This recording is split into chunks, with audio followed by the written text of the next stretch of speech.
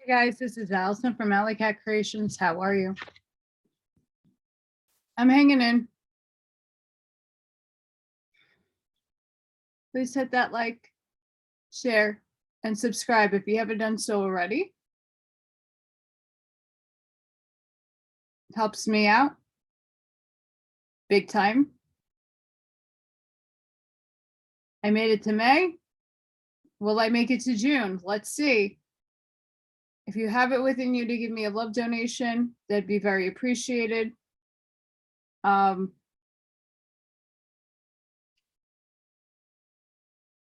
are really tough. Still haven't gotten a job. Keep getting rejected. Fun times, very fun. So any kind of help works. The Urantia Book. Paper 19, the Co-Ordinate Trinity-Origin Beings. I'm excited for this one. This Paradise group, designated the Co-Ordinate Trinity-Origin Beings, embraces the Trinity Teacher's sons, also classed among the Paradise Sons of God, 3 groups of high super universe administrators, and the somewhat impersonal category of the inspired Trinity spirits. Even the Harvona natives may properly be included in this classification of Trinity personalities, along with numerous groups of beings resident on Paradise. Those Trinity origin beings to be considered in this discussion are Trinity Teacher Sons, Perfecters of Wisdom, Divine Counselors, Universal Censors, Inspired Trinity Spirits, Harvona Natives, Paradise Citizens. Accepting the Trinity Teacher Sons and possibly the Inspired Trinity Spirits, these groups are of definite numbers. Their creation is a finished and past event. The Trinity Teacher Sons. Of all the high orders of celestial personalities revealed to you, the Trinity Teacher Sons alone act in a dual capacity by origin of Trinity nature. In function, they are almost wholly devoted to the service of divine sonship. They are the liaison beings who bridge the universe gulf between Trinity and dual origin personalities. While the stationary sons of Trinity are of complete numbers, the teacher sons are constantly increasing. What the final number of teacher sons will be, I don't know. I can, however, state that at the last periodic report to Uversa, the Paradise records indicate 21,624,821 of these sons in service. These beings are the only group of the sons of God revealed to you, whose origin is in the Paradise Trinity. They range the central and super universes, and an enormous corpse is assigned to each local universe. They also serve the individual planets, as do their Paradise Sons of God. Since the scheme of the grand universe is not fully developed, large numbers of teacher sons are held in the reserves on Paradise, and they volunteer for emergency duty and unusual service in all divisions of the grand universe, on the lone worlds of space, in the local and super universes, and on the worlds of Harvona. They also function on Paradise, but it will be more helpful to postpone their detailed consideration until we come to the discussion of the Paradise Sons of God. In this connection, however, it may be noted that the teacher sons are the supreme coordinating personalities of Trinity origin. In such a far-flung universe of universes, there is always great danger of succumbing to the error of the circumscribed viewpoint, to the evil inherent in the segmentalized conception of reality and divinity. For example, the human mind would ordinarily crave to approach the cosmic philosophy portrayed in these revelations by proceeding from the simple and the finite to the complex and the infinite, from human origins to divine destinies. But that path does not lead to spiritual wisdom. Such a procedure is the easiest path to a certain form of genetic knowledge, but at best it can only reveal man's origin. It reveals little or nothing about his divine destiny. Even in the study of man's biologic evolution on Urantia, there are grave objections to the exclusive history approach to his present-day status and his current problems. The true perspective of any reality problem, human or divine, terrestrial or cosmic, can be had only by the full and unprejudiced study and correlation of three phases of universe reality: origin, history, and destiny. The proper understanding of these three experimental realities affords the basis for a wise estimate of the current status. When the human mind undertakes to follow the philosophic technique of starting from the lower to approach the higher, whether in biology or theology, it is always in danger of committing four errors of reasoning. 1, it may utterly fail to perceive the final and complete evolutionary goal of either personal attainment or cosmic destiny. 2, it may commit the supreme philosophical blunder by oversimplifying cosmic evolutionary experiential reality, thus leading to the distortion of facts, to the perversion of truth, and to the misconception of destinies. 3, the study of causation is the pursuit of history, but the knowledge of how a being becomes does not necessarily provide an intelligent understanding of the present status and true nature of such a being. 4, history alone fails adequately to reveal future development, destiny. Finite origins are helpful, but only divine causes reveal final effects. Eternal ends are not shown in time beginnings. The present can be truly interpreted only the light of the correlated past and future.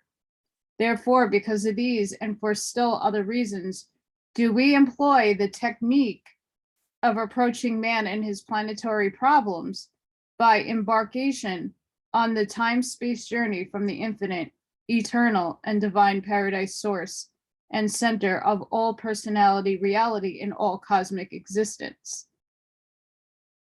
The perfecters of wisdom. The perfecters of wisdom are a specialized creation of the Paradise Trinity designed to personify the wisdom of divinity in the superuniverses. There are exactly 7 billion of these beings in existence, and 1 billion are assigned to each of the 7 superuniverses.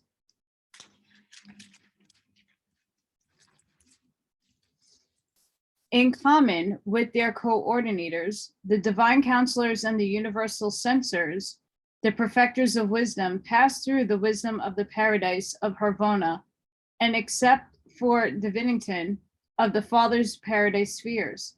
After these experiences, the perfecters of wisdom were permanently assigned to the service of the Ancient of Days. They served neither on paradise nor on the worlds of the paradise Harvona circuits. They are wholly occupied within the administration of the superuniverse governments. Wherever and whenever a perfecter of wisdom functions, there and then divine wisdom functions. There is actuality of presence and perfection of manifestation in the knowledge, and the wisdom represented in the doings of these mighty and majestic personalities. They do not reflect the wisdom of the Paradise Trinity. They are that wisdom. They are the source of wisdom for all teachers in the application of the universe knowledge. They are the foundations of discretion and the well springs of discrimination to the institutions of learning and discernment in all universes. Wisdom is twofold in origin, being derived from the perfection of divine insight inherent in perfect beings, and from the personal experience acquired by evolutionary creatures. The perfecters of wisdom are the divine wisdom of the paradise perfection of deity insight. Their administrative associates on Uversa, the mighty messengers, those without name and number, those high in authority, when acting together are the universe wisdom of experience. A divine being can have perfection of divine knowledge. An evolutionary mortal can sometime obtain perfection of ascendant knowledge, but neither of these beings alone exhausts the potentials of all possible wisdom.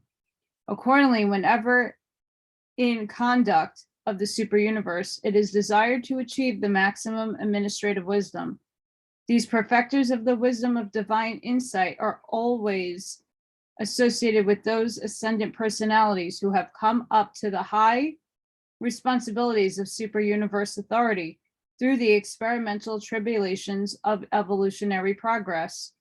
The perfecters of wisdom will always require this complement of experiential wisdom for the completion of their administrative sagacy.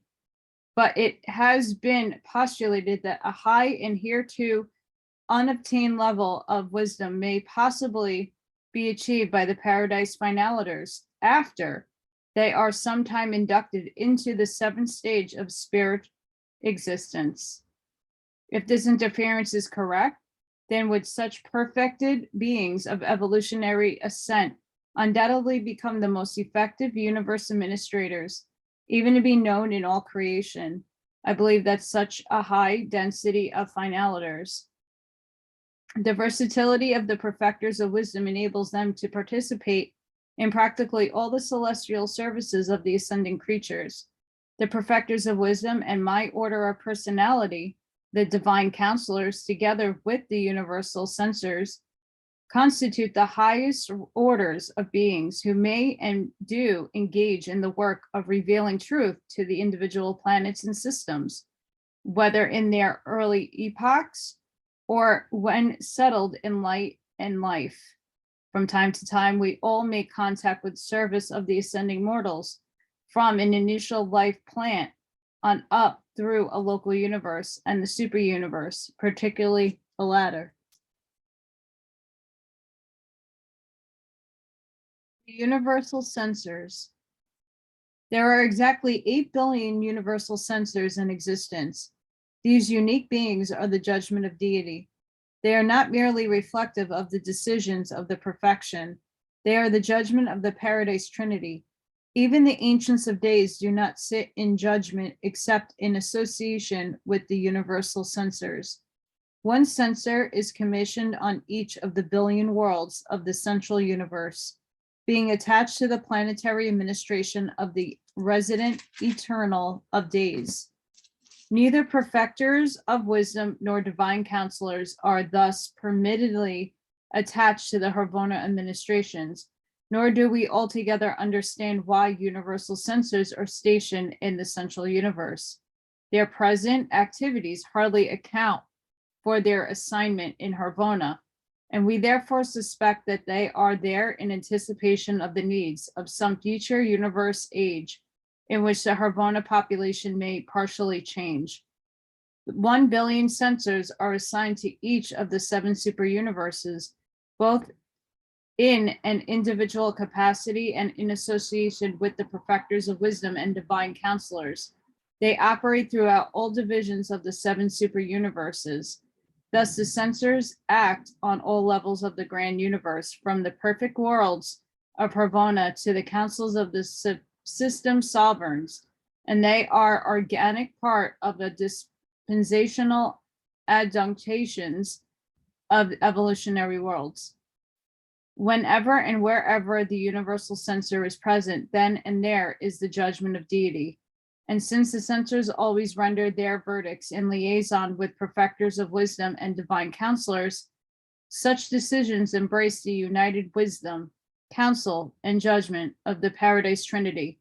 In this jurisdictional trio, the perfecter of wisdom would be that, quote, I was, end quote, the divine counselor, the I will be, but the universal censor is always, quote, I am, end quote. The censors are universe totality personalities.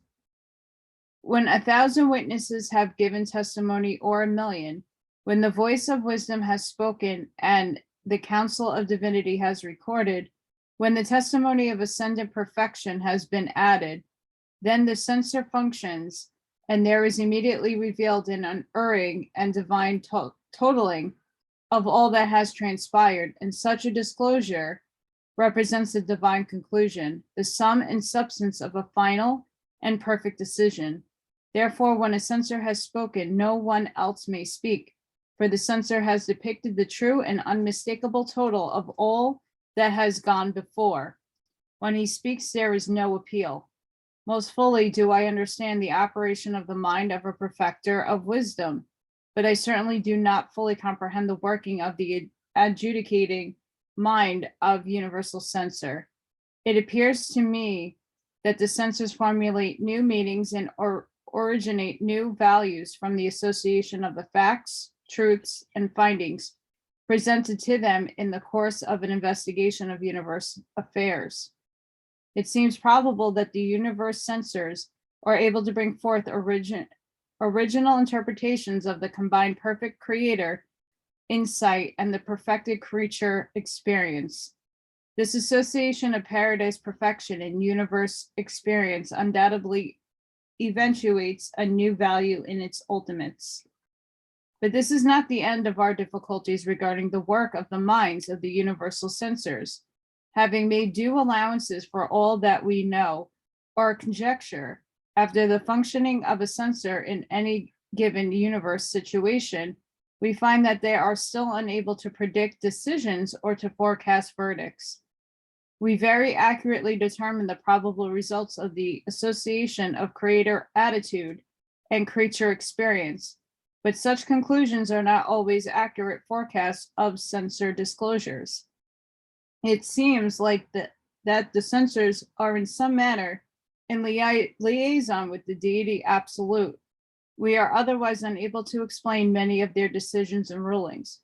Perfecters of wisdom, divine counselors, and universal censors, together with the 7 orders of Supreme Trinity personalities, constitute those 10 groups which have been sometimes designated stationary sons of Trinity.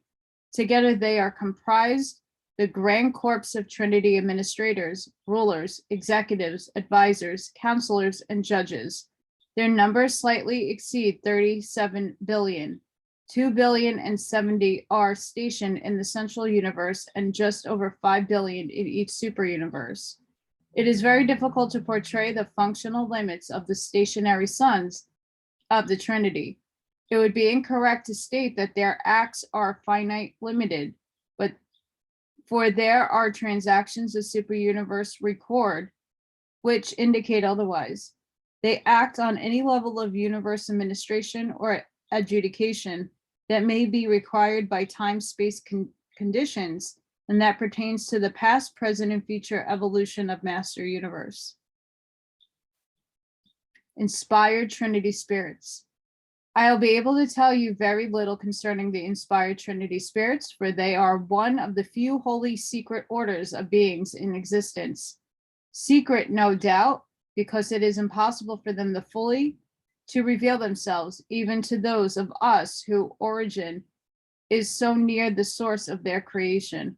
They come into being by the act of the Paradise Trinity and may be utilized by any one or two of the deities as well as by all 3.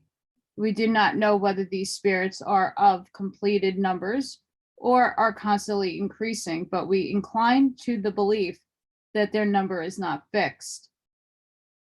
We fully understand neither the nature nor the conduct of the inspired spirits. They may possibly belong to the category of superpersonal spirits. They seem to operate over all known circuits and appear to act well nigh independently of time and space. But we know little about them except as we deduce their character from the nature of their activities, the results of which we certainly observe and hear there are in the universe. Under certain conditions, these inspired spirits can individualize themselves sufficiently for recognition by beings of Trinity origin. I have seen them, but it would never be possible for the lower orders of celestial beings to recognize one of them. Certain circumstances also arise from time to time in the conduct of the evolving universes in which any being of Trinity origin may direct employ these spirits in the furtherance of his assignments. We therefore know that they exist and that under certain conditions we may command and receive their assistance, sometimes recognize their presence, but they are not a part of the manifest and definitely revealed organization entrusted with the conduct of time, space, universes before such material creations are settled in light and life. They have no clearly discernible place in the present economy or administration of evolving 7 universes, super universes. They are a secret of the Paradise Trinity.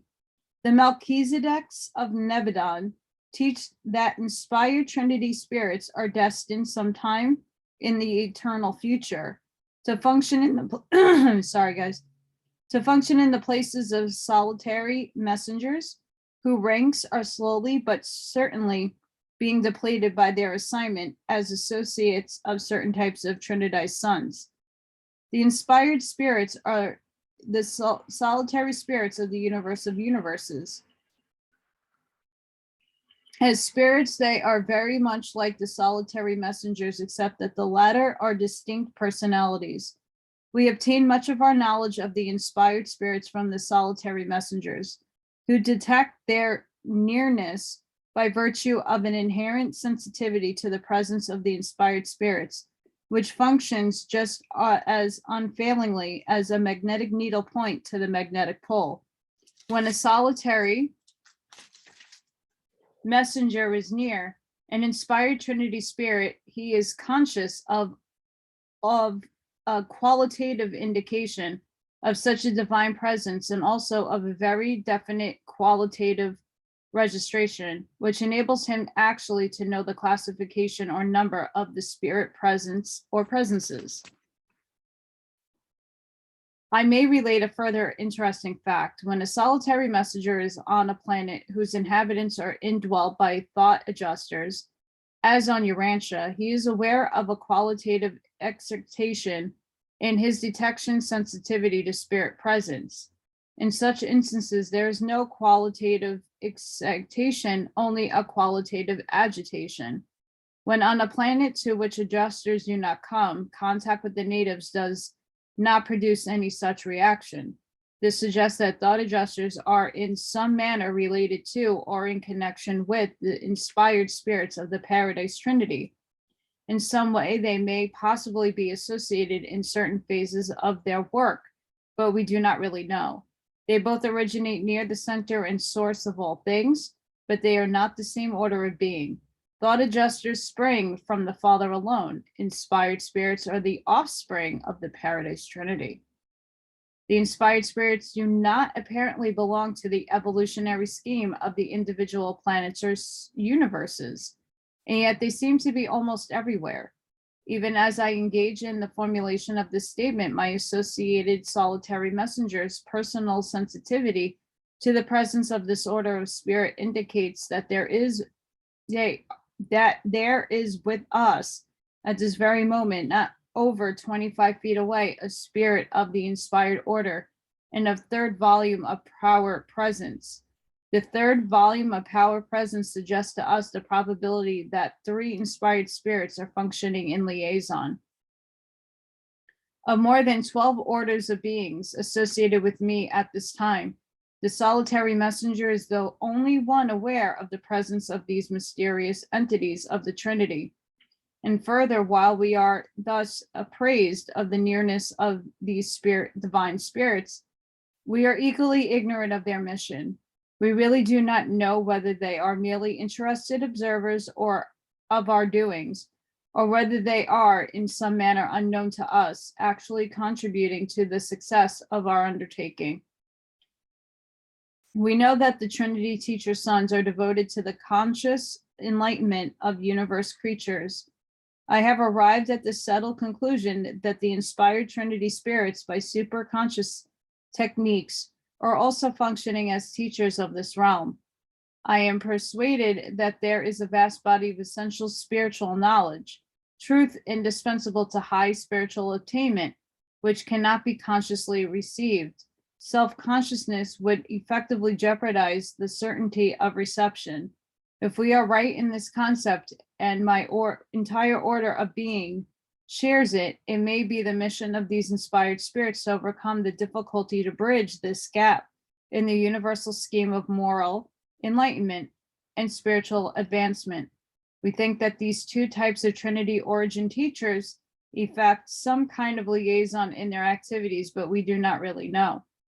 On the super universe training worlds and on the eternal circuits of Ravona, I have fractalized and with the perfecting mortals, spiritualized and ascended souls from the evolutionary realms, but never have there been aware of the inspired spirits, which ever and anon the powers of detection resident in the solitary messengers would indicate we're very near us.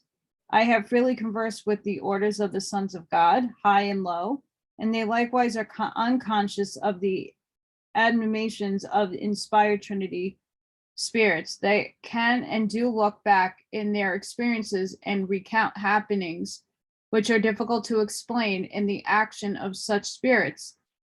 It is not taken into account, but expecting solitary messengers and sometimes Trinity origin beings, none of the celestial family have ever been conscious of the nearness of the inspired spirits. I do not believe the inspired Trinity spirits are playing hide and seek with me. They are probably trying just as hard to disclose themselves to me as I am to communicate with them. Our difficulties and limitations must be mutual and inherent. I am satisfied that there are no arbitrary secrets in the universe. Therefore, will I never cease in my efforts to solve the mystery of the isolation of the spirit belonging to my order of creation. And from all this, you mortals just now taking your first steps on the eternal journey can well see that you must advance a long way before you will progress by sight and material assurance. You will long use faith and be dependent on revelation if you hope to progress quickly and safely. I'm going to put a pause there and I'm going to put insert Allison's perspective here. Spirit guides, not just your spirit guides, not the ascended mass like spirit guides. These are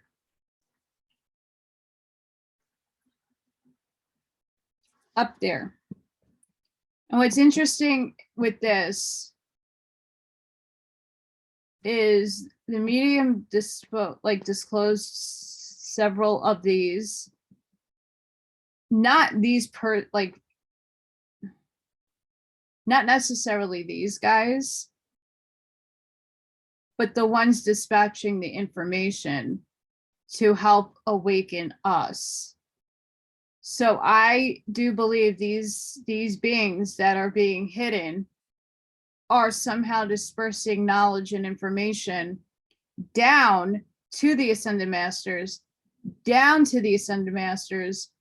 to those subgroups, to the spirit guides, the ethereal beings, your celestial beings, your interdimensional beings. They're all like getting a funnel of information and then boop, down through you. That's how I perceive that. I've heard of these before. Very highly interesting.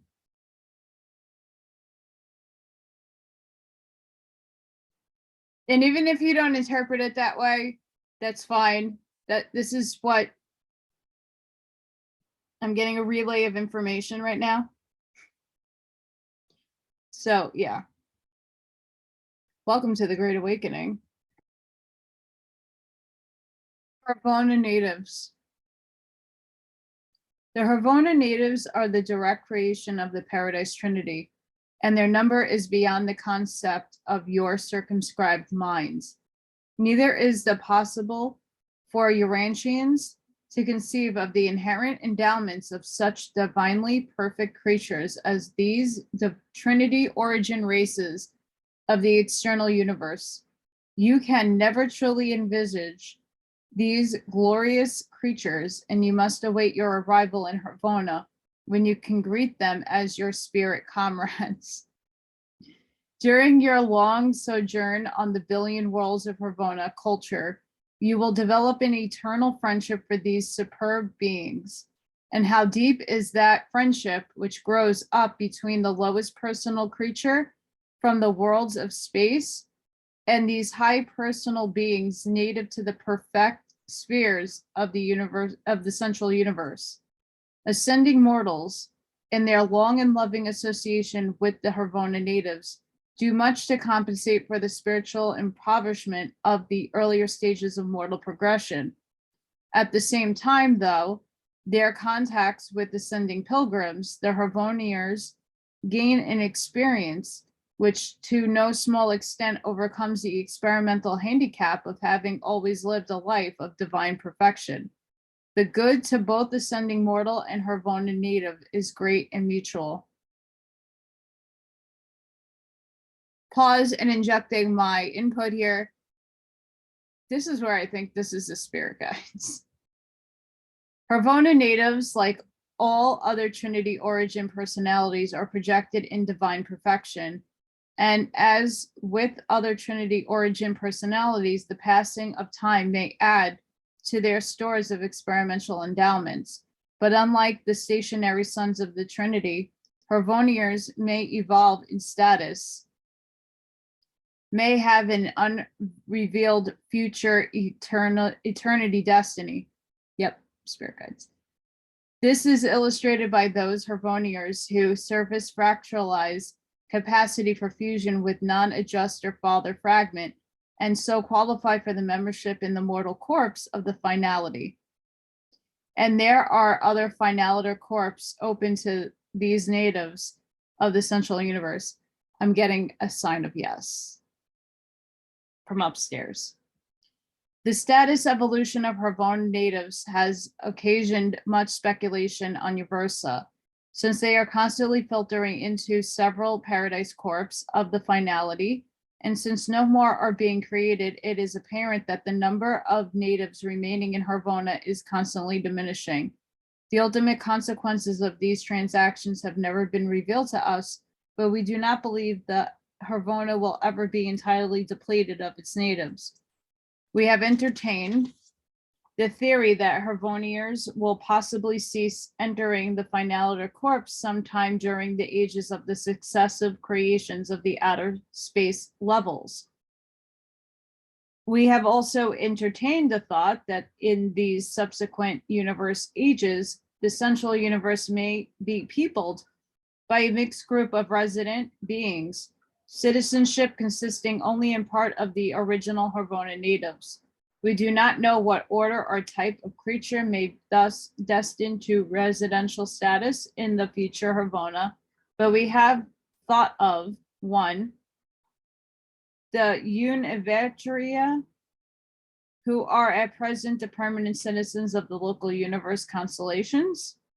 And I'm not sure if I said that properly, so I do apologize.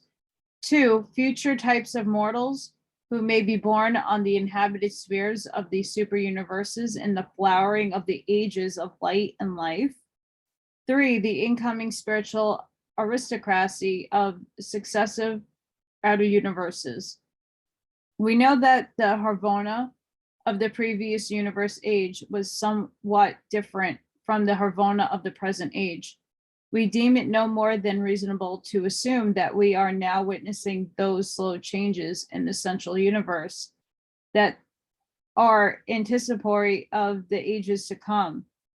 One thing is certain, the universe is non-static, only God is changeless. Paradise citizens. There are resident on Paradise numerous groups of superb beings, the Paradise citizens. They are not directly concerned with the scheme of the perfecting ascending creatures and are not therefore fully revealed to the Urantia mortals. There are more than 3,000 orders of the supernal intelligences, the last group having been personalized simultaneously with the mandate of the Trinity, which promulgated the creative plan of the 7 super universes of time and space. Paradise citizens and Harvona natives are sometimes designated collectively as Paradise Harvona personalities. This completes the story of those beings who are brought into existence by the Paradise Trinity. None of them have ever gone astray, and yet in the highest sense, they are all free-willed endowed. Trinity-Origin beings possess prerogatives of transit, which make them independent transport personalities such as seraphim. We all possess the power of moving about freely and quickly in the universe of universes. Accepting the inspired Trinity spirits, we cannot obtain the almost unbelievable velocity of the solitary messengers, but we are able to utilize the sum total of the transport facilities in space that we can reach any point in the super universe from its headquarters in less than 1 year of Urantia time. It required 109 days of your time for me to journey from Uversa to Urantia. Through these same avenues, we are enabled to intercommunicate instantaneously. Our entire order of creation finds itself in touch with every individual embrace within every division of the children of the Paradise Trinity, save only the inspired spirits. I really enjoyed that. That was really good. Paper 19, well done. So I hope you guys got something out of that. I sure did. I got spirit saying yep, yep, yep, yep. So regardless of what a lot of people think, there's a lot of truth to things, and people have to stop and think. There's a reason why this was out. I get a lot of comments and a lot of negativity on this book, but there is truth to this, at least from my perspective, from upstairs telling me. And again, you don't have to believe anything that I say. Take what resonates with you. But I think as a sum whole, a lot of it, there's a lot of truth to it. Remember, the evil things have to tell you the truth in some capacity. That's their karma they have to work out. So it doesn't matter who channeled what being. If it was earthbound, guess what? They still have to tell you the truth. So just putting that one out there for those who